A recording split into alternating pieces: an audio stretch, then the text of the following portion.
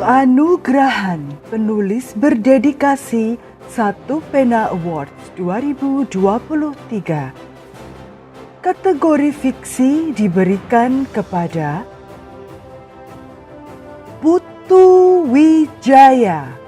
Pria bernama lengkap I Gusti Ngurah Putu Wijaya ini adalah seorang sastrawan yang dikenal serba bisa. Selain penulis drama, cerpen, esai, novel, dan skenario film, ia juga merupakan tokoh teater dan pelukis. Dari buah pemikirannya telah lahir ribuan karya tulis, baik berupa novel, naskah drama, cerpen, esai, dan artikel. Sebagai seorang dramawan, ia memimpin teater mandiri sejak 1971 dan telah mementaskan puluhan lakon di dalam maupun di luar negeri. Di antaranya naskah Ger atau Jis dan Aum atau Roar di Madison, Connecticut, dan di La Mama, New York City. Dan pada tahun 1991 membawa teater mandiri dengan pertunjukan Yale keliling Amerika.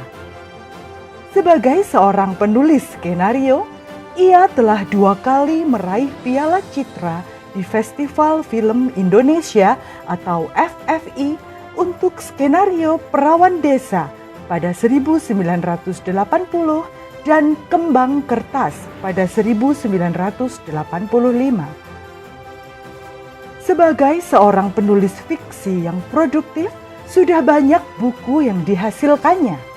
Di antaranya yang banyak diperbincangkan adalah Bila Malam Bertambah Kelam, Telegram, Pabrik, Keok, Tiba-tiba Malam, Sobat, dan Nyali.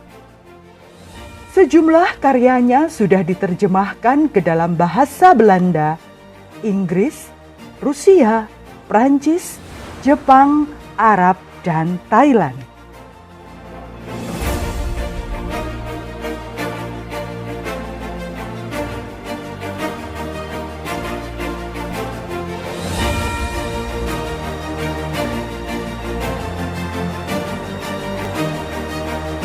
Saya tinggal dalam satu keluarga yang semuanya senang membaca. Tidak ada yang seniman. Orang-orang biasa saja, tapi semuanya senang membaca. Keluarga saya keluarga besar di Puri Anom, Tabanan, Bali. Dari ujung ke ujung mereka suka membaca. Misalnya ada sebuah buku baru di ujung, lama-lama sebulan kemudian sudah sampai terakhir, di ujung terakhir. Jadi kita membaca semuanya. Tapi tidak ada yang jadi seniman. Saya kira cuma saya yang jadi seniman di keluarga saya itu. Kita menuliskan sesuatu. Jadi kita seperti menumpahkan pikiran kita. Apa yang tidak bisa kita lakukan di dalam keadaan sehari-hari. Apa yang tidak bisa kita ucapkan dalam keadaan sehari-hari. Perbedaan apa yang tidak bisa kita sampaikan kepada teman, kepada saudara, kepada ayah, ibu. Di dalam tulisan itu bisa tercampur. Jadi dia membebaskan kita. Dan tentu saja kemudian setelah kita bisa dibebaskan oleh tulisan itu, kita juga mendapat feedbacknya dari orang lain. Bagaimana orang itu membaca tulisan kita, membaca pikiran kita. Dan kita harus bisa berani menerima ulasannya, pendapatnya, baik dan buruknya. Dan itu kan membuat seperti terjadi sebuah diskusi ketika kita menulis. Itu faedahnya, itu menyebabkan saya kepingin menjadi seorang penulis. Jadi awal dari penulisan itu adalah ketertarikan, keinginan menjadi sesuatu yang saya anggap bagus dalam tulisan itu, menjadi seorang pengarang.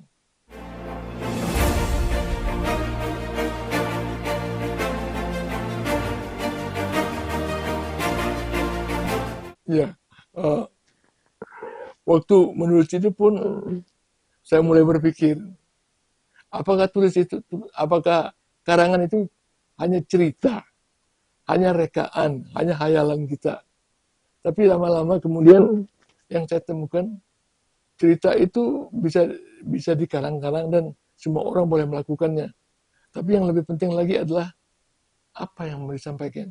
Ada atau tidak ada yang mau disampaikan. Lalu bagaimana cara kamu bekerja?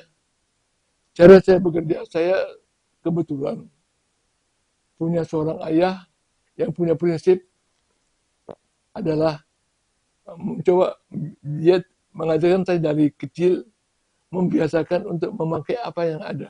Kebetulan saya suka kepada drama. Di masa saya, drama itu masih dalam untuk pertunjukan-pertunjukan sekolah.